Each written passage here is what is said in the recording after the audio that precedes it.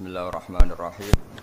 Allahumma shalli wa sallim wa barik ala sayyidina Muhammadin wa ala alihi wa sahbihi asma'in nama ba'du. Yang sangat kita hormati bersama Direktur RSUD Rembang, Bapak Dr. Agus. Jadi juga beberapa dokter spesialis, karyawan dan semuanya.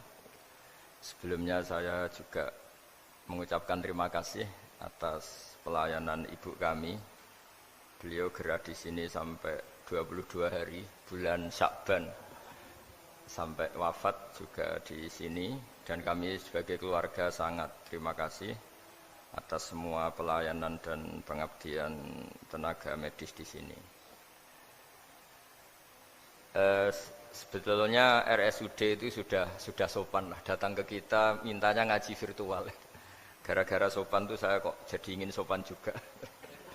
Akhirnya saya yang datang ke sini.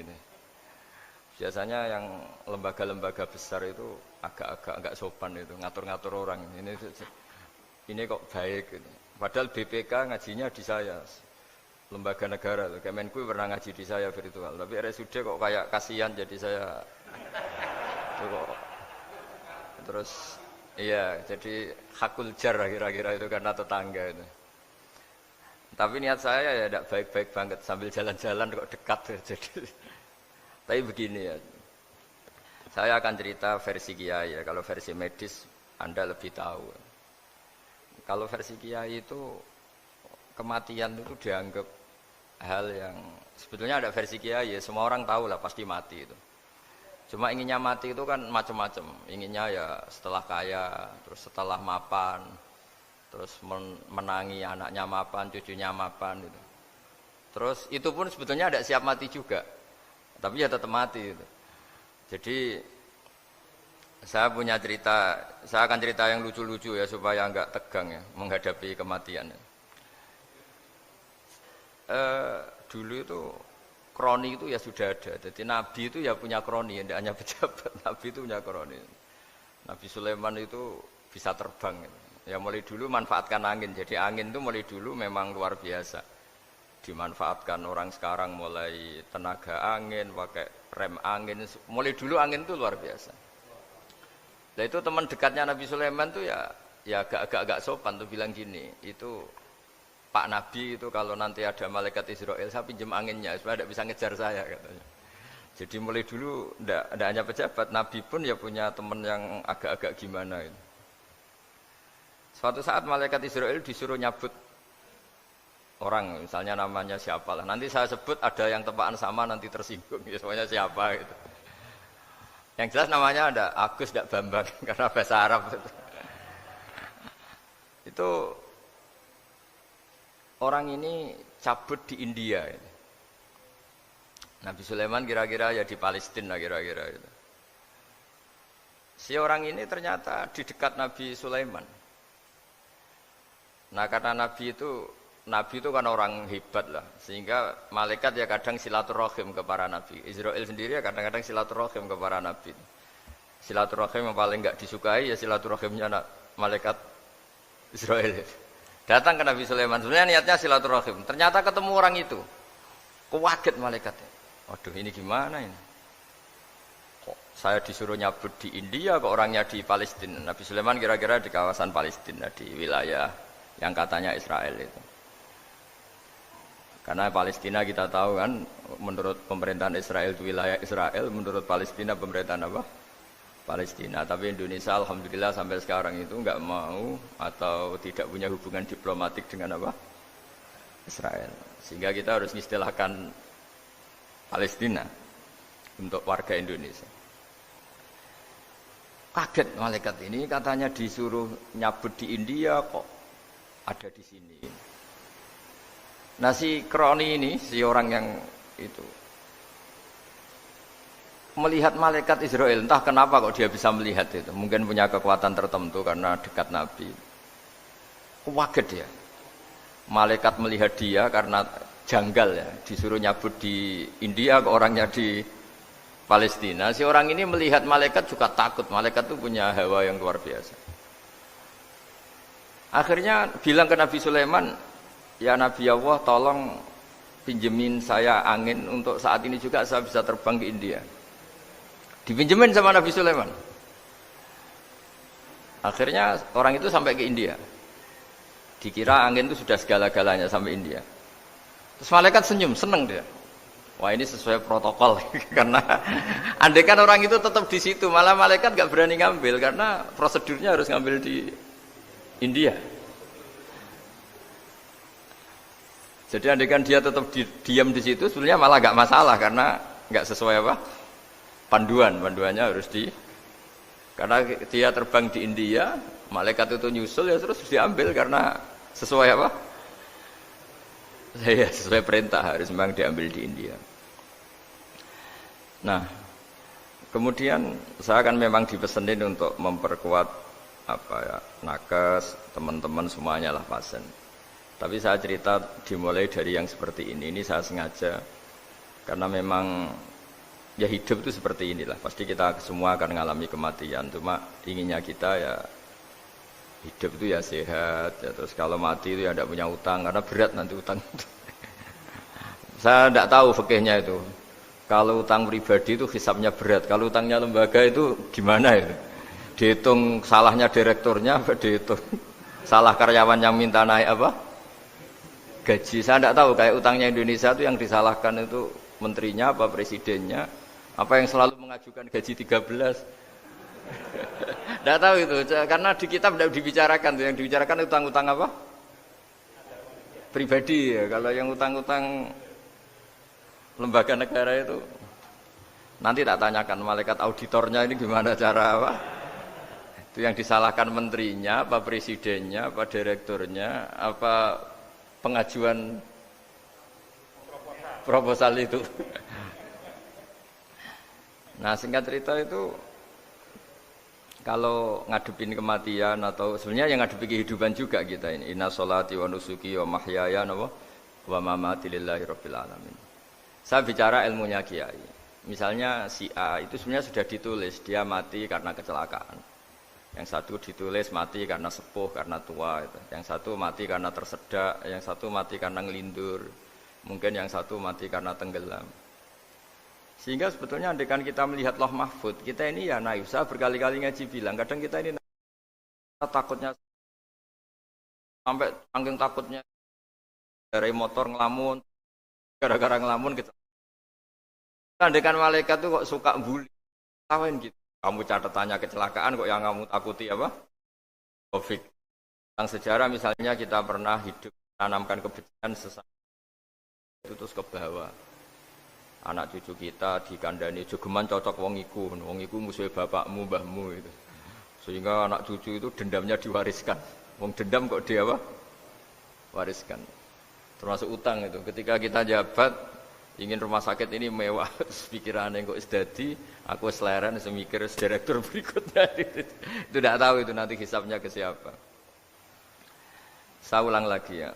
Maka dalam satu ayat dikatakan, laqad kunta fi ghaflatin min hadza fakashafna anka ghita'aka fabasarukal yauma hadid. Manusia ketika di dunia itu dianggap tidur. Tidur itu dengan tanda kutip itu bodoh. Bodoh itu tidak tahu. Fakashafna angkal ghita'aka, nanti setelah kamu mati itu pinter. Tapi ketika Anda pinter sudah meninggal, sudah tidak bisa memperbaiki kesalahan-kesalahan kita. Nah, kenapa kita dikatakan sekarang ini tidur? Karena kita ini sering menyaksikan sesuatu yang sebetulnya tidak ada hubungannya dengan kita. Tidak ada hubungannya dengan kebutuhan kita. Misalnya kita ngelamun, berkhayal, ingin hidup kaya raya, sejahtera, jabat, orang lain anak buah semua.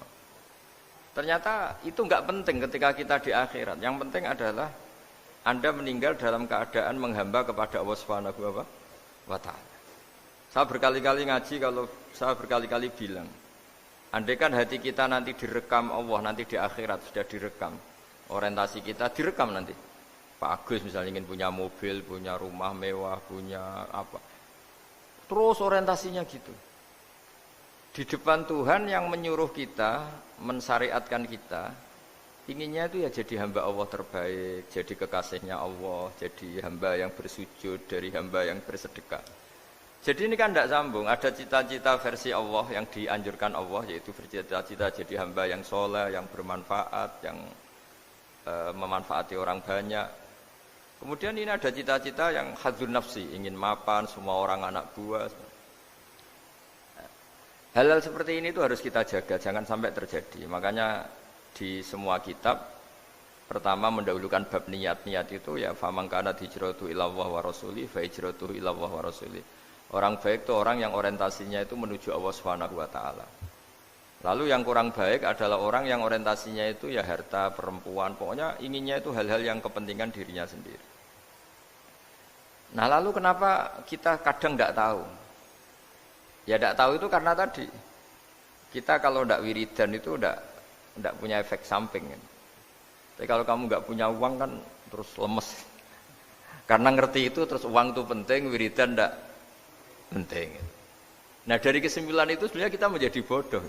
Karena menjadi bodoh ketika Anda meninggal ternyata uang ini nggak penting, wiridan ini penting. Tapi tahu kita terlambat setelah kita meninggal. Nah di sini saya ingin mengingatkan apapun kondisi kita yang jelas itu ingat selalu kepada Allah Subhanahu wa taala. Caranya ingat gimana? Kata Nabi, kamu bayangkan musibah yang lebih ekstrim, kamu akan tahu yang kamu alami itu ahwanu wa aisar, yang kamu alami itu ringan sekali. Ringan seringan-ringannya. Saya beri contoh ya, kalau Anda belajar kalau dalam bahasa pondok itu falak, mungkin kalau bahasa umum itu apalah ilmu apa. Misalnya orang ahli meteor, ahli apalah, ahli perbintangan. Ketakutannya pasti benda langit ini jatuh kemudian menimpa bumi. Nanti kalau Anda ahli geologi itu takutnya bumi ini likuifaksi karena sumber daya alamnya sudah begitu dikeruk, dimanfaatkan. Nanti yang ahli teroris atau yang ahli ekstremis itu takutnya itu ada teroris. Yang ahli sosiologi takutnya Indonesia itu chaos. Kalau chaos ya saling bunuh, saling apa. Jadi semuanya ini ketakutan ini semuanya mengarah terhadap kematian. Kecelakaan lalu lintas ya menjadikan orang mati, likuifaksi kayak kemarin di Sulawesi ya iya, gunung meletus, gempa, tsunami. Nah ketakutan yang menjadikan kematian sebenarnya banyak. Kalau baru tsunami aja ya orang takutnya ke tsunami. Nanti kalau ada kematian gempa ya takutnya gempa. Kalau temanya Covid ya takutnya Covid. Terus kalau ada tetangga mati karena ngelindur ya baru gue ger nak turu hati-hati kok nak mati ngelindur. Jadi, nah masalahnya kan kita tidak tahu, nggak tahunya itu. Ya tadi takutnya Covid ternyata catatannya itu mati kecelakaan. Takutnya kecelakaan ternyata matinya itu ngelindur. Kan kita tidak pernah tahu. Dari tidak pernah tahu itu kemudian agama datang dengan anjuran sudahlah kamu tawakal bahwa semua urusan kamu di tangan Allah Subhanahu wa taala. Inna sholati wa nusuki wa mahyaya wa mamati lillahi rabbil alamin la syarikalah. Yes, ibadah kita, sholat kita, hidup kita, mati kita semua di tangan Allah Subhanahu wa taala. Sehingga dengan berpikir begini ini melihat Covid itu ya kayak melihat potensi kematian yang lain kayak karena gempa, likuifaksi, kecelakaan, karena ngelindur, karena macam-macam. Kenapa saya membuat atau menyarankan ya supaya orang berpikir demikian, supaya bersyukur bahwa kita ini dihimpit, disekelilingi penyebab kematian tadi. Kalau kita ahli meteorologi mungkin takutnya itu asteroid jatuh terus kemudian meteor jatuh yang enggak habis digesek oleh sistem alam terus macam-macam. Yang ahli gempa juga takutnya gempa, yang ahli tsunami takutnya tsunami, yang ahli sosial takutnya Indonesia chaos kemudian saling apa? Bunuh, saling apa dan sebagainya dan sebagainya. Nah dengan keadaan seperti ini kita ini baik sekali. Bukan sekedar baik, baik sekali. Kita tidak mengalami chaos sosial, kita tidak mengalami likuifaksi, kita tidak mengalami benturan benda langit di bumi kita. Karena itu sekali terjadi, bukan 1-2 lagi, tapi habis seluruh Indonesia, mungkin seluruh dunia. Nah di sini cara Allah membuat kita selalu bersyukur bahwa hal-hal itu tidak terjadi. Jadi ada sebuah ayat yang Allah selalu mengingatkan, a'amintum man fis sama ayakhsifa bikumul ardo fa idza hiya tamur. Kamu mbok yo sekali-kali berpikir bumi ini justru potensinya itu likuifaksi, potensinya itu hancur karena di bawah itu ada magma, ada minyak, ada macam-macam. Ini kan di bawah ini kan ngerongkong cara Jawa itu karena diambilin terus. Piro-piro diambil ya ini ya ono masih bisa dipakai. Belum sistem bumi sendiri wafil arti kita mutajawirat, bumi sendiri itu berupa lempengan-lempengan. Setiap saat itu potensinya geser, sekali geser ya jadi gempa itu. Terus belum benda langit yang potensinya juga jatuh, sekali jatuh ya habis kita. Jadi yang kita ini dikepung sekian potensi yang bisa menghancurkan kita. Tapi nyatanya mulai Nabi Adam sampai sekarang itu ada kehidupan, ada khayal. Sing Joko ya kepengen payu rabi, mungkin sing wis payu rabi ya mbah kepengen mbah roh, macam-macam lah. Tapi yang jelas itu wong dikepung kematian kok ya khayalnya masih tinggi gitu. Lah enggak pernah ngayal ya orang yang utang ditagih itu, gak kober ngayal. Soalnya wedine tanggal kredit gitu. Tapi ini saya cerita supaya orang Indonesia itu ngerti lah bahwa yang ngepung kita itu tidak hanya Covid. Banyak. Makanya orang Arab itu kalau ngendikan itu wa man lam yamut bisayfi mata bi khairihi ta'addadatil asbab wal maut wahidu. Karena orang Arab itu kan dulu Arab sebelum Islam itu kan satu kabilah nyerang kabilah yang lain. Wah itu kan harus butuh orang-orang tangguh karena dulu sistem rezekinya ya kayak sistem Indonesia dulu lah. Kerajaan ini nyerang ini supaya satu kerajaan punya eksistensi harus mengalahkan kerajaan yang lain. Bahkan cerita-cerita itu sama lah di Indonesia di mana-mana. Nah itu pemuda-pemuda yang gagah berani itu karena punya pegangan tadi. Wa man lam yamut bisayfi toh mata biwirihi. Kalau kamu tidak mati di medan perang ya tetap aja mati juga. Sehingga mereka kendel gitu kata cerita orang dulu. Ta'addadatil asbab wal maut wahidu. Sebab kematian bisa macam-macam, tapi kesimpulannya tetap saja namanya mati.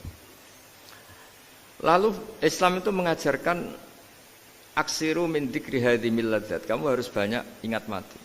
Tapi uniknya Islam itu menyuruh ingat mati itu disuruh justru semangat hidup. Karena kita butuh bekal itu. Jadi kalau kamu ingat mati itu jangan terus loyo, terus nunggu takdir mati itu enggak, malah disuruh semangat. Nah, tenaga medis semangat mengobati pasien. Yang pasien juga semangat mensupport dirinya supaya punya keberanian hidup. Orang Jawa nunggoni anak, nunggoni putu. Kalau saya sebagai kiai ya nunggoni santri, nunggoni umat.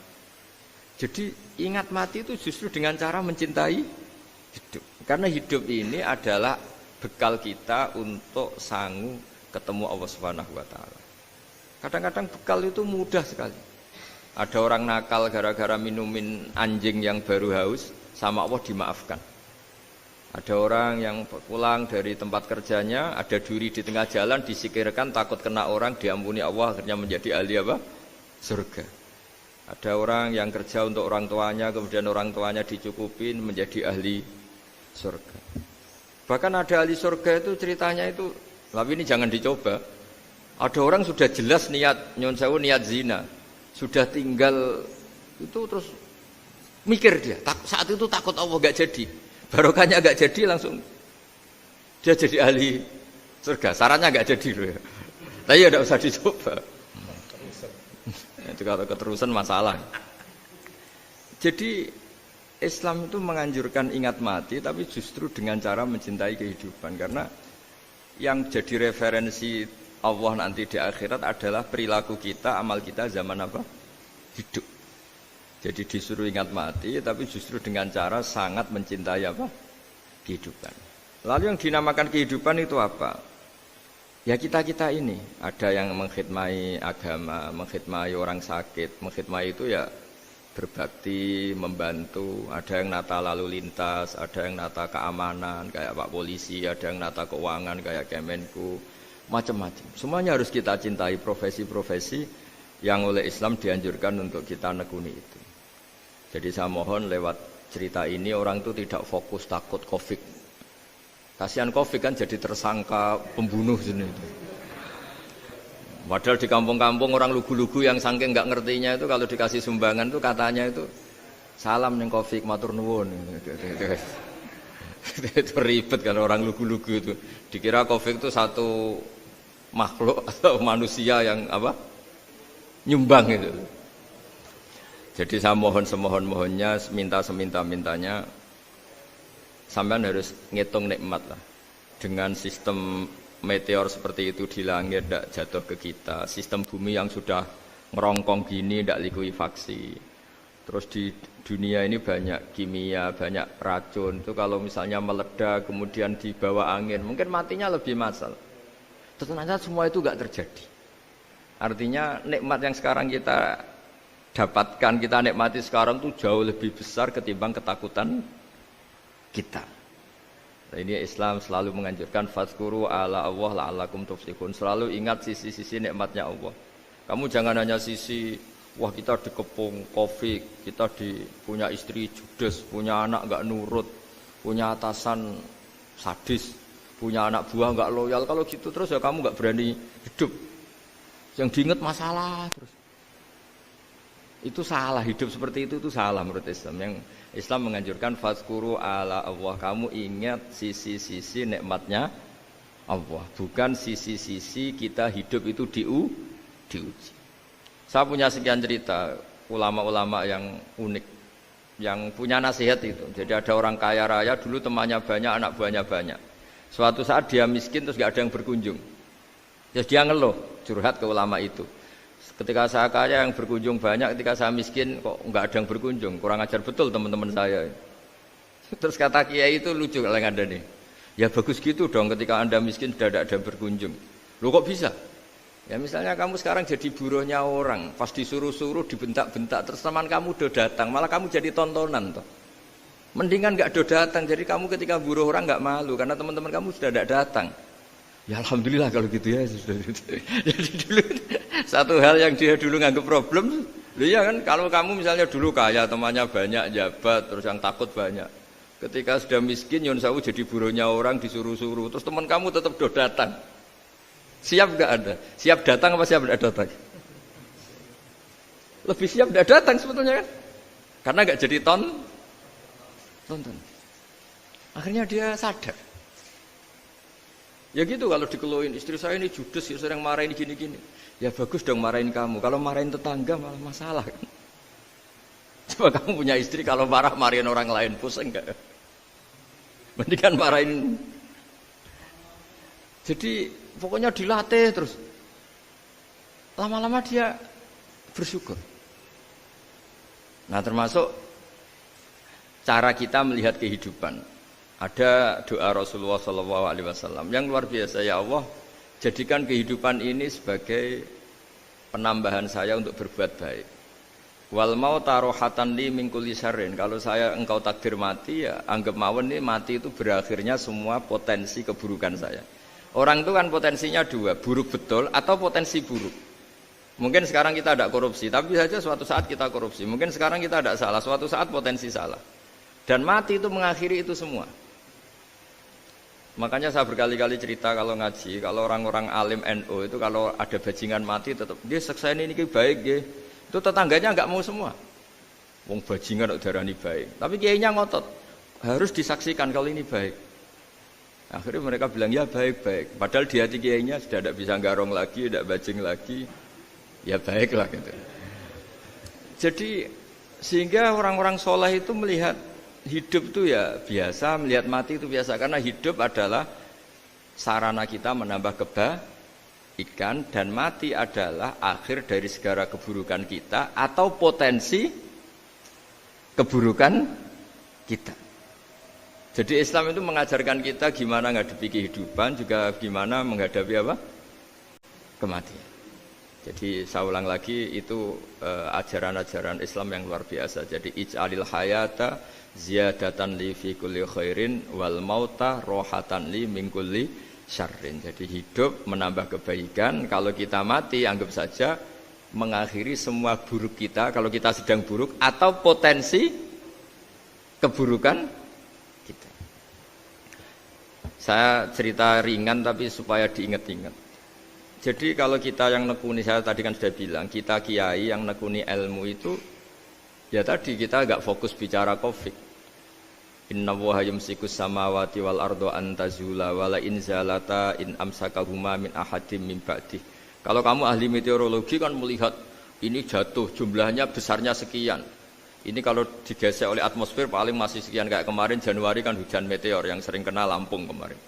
Terus di mana-mana mesti takut kamu itu. Kalau kamu ahli gempa takutnya itu ya pergeseran lempengan bumi. Kalau kamu ahli tsunami ya takutnya tsunami. Kalau ahli sosiologi ya takutnya chaos sosial ya, sama kamu medis ya takutnya penyakit yang menular, penyakit seperti ini. Oke, kita sekarang fokus menghadapi Covid dan kita selalu berharap supaya Indonesia terbebas dari Covid dan musibah-musibah yang lain. Ya tadi, apa gunanya terbebas dari Covid tapi chaos sosial kayak apa terus kita. Sehingga Islam selalu mengajarkan harus disyukuri lah bahwa kita sekarang alhamdulillah kita hidup harmonis. Kita kata Mbah Mun Bhinneka Tunggal Ika itu dingendikakno terus. Terus yang terakhir masalah air. Air itu sumber kehidupan. Di antara Allah mengingatkan kita adalah kul ara'aitum in asbaha ma'ukum ghoron famay ya'tikum bima imma'in. Bumi ini kan bawahnya ada magma, terus ada air. Normalnya air itu enggak ada. Secara teori itu normalnya air itu enggak ada karena bumi itu kan kalau ada air kan meresap. Sudah meresap, bawahnya itu ada minyak, ada magma, harusnya air itu tersedot habis. Tapi orang saking angkuhnya, saking cueknya, ngira air itu malah potensinya itu abadi. Sebetulnya kalau menurut teori alam, air itu gampang hilang kan, diletakkan di bumi ya bumi itu meresap. Nanti bawahnya itu ada minyak, ada sebagian ada magma, ada macam-macam lah. Jadi potensi air itu harusnya nggak ada malah kalau melihat sistem itu. Tapi karena Allah saking rahmannya, air ini dijaga sedemikian rupa tetap ada. Kalau melihat sistemnya kan normalnya malah enggak ada. Makanya Allah selalu mengingatkan, in asbaha ma'ukum ghoron. Suatu saat air yang kamu pakai, yang jadi sumber kehidupan itu bisa saja tahu-tahu hilang. Mungkin tersedot oleh panas bumi atau corong Jawa niku nyresep entek atau gimana lah cara Allah menghilangkan. Famay ya'tikum bima imma'in. Lalu siapa yang bisa mendatangkan air itu lagi? Ini kata para hafid, ini yang kata guru-guru ya termasuk yang dikatakan Pak Mukhtar ini, nanti orang harus ngendikan menjawab Allahu Rabbul Alamin. Hanya Allah sendiri yang bisa mengatur air ini selalu ada. Itu Pak, kalau kamu pikir kan air kamu sokkan di bumi kan mesti langsung hilang, meresap ke bumi. Bumi ada bawahnya lagi, ada bawahnya lagi. Dan mungkin bukan yang paling bawah mungkin tomak, harusnya itu enggak ada. Tapi Allah saking sayangnya mengatur sistem, air itu ada dan tersedia. Tapi ketika orang terlalu cuek dan angkuh sampai lupa syukur tersedianya apa? Air itu Allah mengingatkan, disuruh bayangkan, kul ara'aitum. Coba bayangkan kalau in asbaha ma'ukum ghoron. Tadi kan ada khataman ya, saya ikut terima kasih. Bayangkan kalau air suatu saat itu ghoron menjadi hilang. Famay ya'tikum bima imma'in. Jadi saya tidak bisa spesifik memberi nasihat tentang Covid karena ya tadi yang bisa bunuh kita ini banyak ya, tsunami ya bisa bunuh, gempa bisa bunuh, likuifaksi bisa bunuh, jatuhnya benda lain kita bisa bunuh, takut tanggal utang kaget ya bisa bunuh, macam-macam semacam-macam lah, ngelindur ya. Kemarin mudik aja yang sebelum tertata rapi aja, mudik aja berapa kemarin kalau ada apa mudik lebaran yang tahun berapa, 3 tahun yang lalu apa 4 tahun yang lalu dulu. Jadi saya mohon, ketakutan kita adalah yang hakikat adalah takut jadi hamba yang tidak baik. Itu yang harus jadi ketakutan sejati. Takut kita di mata Allah tidak jadi hamba yang baik sehingga kita jauh dari Allah Subhanahu wa taala. Karena cita-cita terbesar kita dan cita-cita terbaik kita adalah jadi hamba yang diridhoi Allah Subhanahu wa taala. Sebaliknya ketakutan kita sejati adalah takut su'ul khotimah, takut jadi hamba yang tidak baik. Kita inginnya adalah assalamu alaina wa ala ibadillahis sholihin. Yang berhak mendapat keselamatan dunia akhirat adalah orang-orang atau hamba-hamba yang soleh. Ya tadi untuk menjadi soleh itu gampang di Islam itu.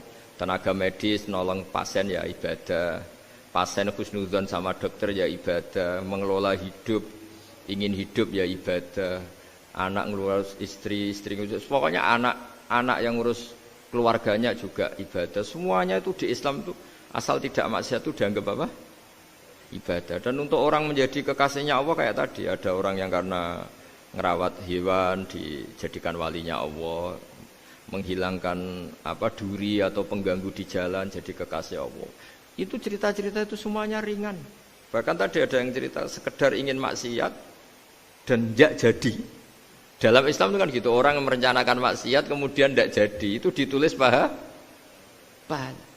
Jadi gampang sekali untuk menjadi orang soleh dalam Islam. Kalau tidak bisa itu semua, kata Nabi, takufus syarroka anin nas fa innaha shadaqatun minka ala nafsik. Kalau tidak bisa berbuat baik sama orang lain, yang penting tidak mengganggu orang lain. Terus kan enak turu ning omah ngelamun, bengak-bengok dhewe aja banter-banter tapi. Nak bengok-bengok banter-banter kan ganggu tangga. Itu asal tidak ganggu orang lain, takufus syarroka anin nas. Kamu jangan sampai efek buruk kamu berakibat pada orang lain. Itu juga fa innaha shadaqatun minka ala nafsik. Itu ya bagian dari sedekah kamu. Taruh saja misalnya kalau secara ilmu medis, misalnya kita ini kok dinyatakan positif COVID, secara ilmu medis nggak boleh ketemu orang lain, terus kamu diisolasi. Kamu niatin ketika diisolasi itu tidak menularkan bahaya kepada orang lain. Itu juga ibadah. Jadi ibadah itu gampang sekali, mudah sekali. Karena agama ini yuridu wa bikumul yusra wala yuridu bikumul usra. Agama ini mudah bukan sulit. Ya, mohon maaf tadi saya nggak bisa datang yang jam 11 karena saya tadi malam hormat di Jogja, acara 7 harinya Kiai Tabik, tadi pagi baru datang. Tapi saya mohon pokoknya yang seneng ya, hidup itu yang seneng, diberi kesempatan hidup sampai sekarang itu yang seneng. Jangan karena teman kamu meninggal terus akan-akan ini teman saya meninggal, paling saya besok. Kok kamu tahu? Nyatanya besok hidup lagi, besoknya ya hidup lagi, sampai sekarang ya masih hidup. Sudahlah, mensyukuri yang ada. Jadi sudah saya mohon, syukur itu penting. La in syakartum lazidanakum. Justru dengan kita syukur itu insyaallah segalanya akan tambah baik, tambah napa? Baik. Nggih, matur nuwun, ngapunten ingkang kathah. Assalamualaikum warahmatullahi wabarakatuh.